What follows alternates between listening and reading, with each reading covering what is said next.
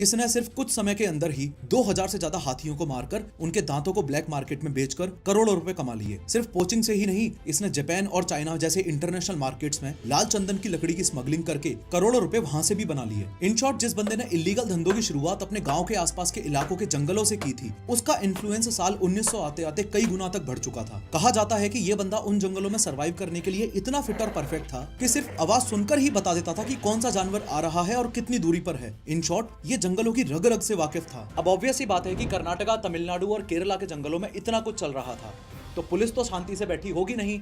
Police भी अपने हाथ पैर फेंक रही थी। पर मुद्दे की बात यह है कि पुलिस इस बंदे का बाल भी बांका नहीं कर पा रही थी।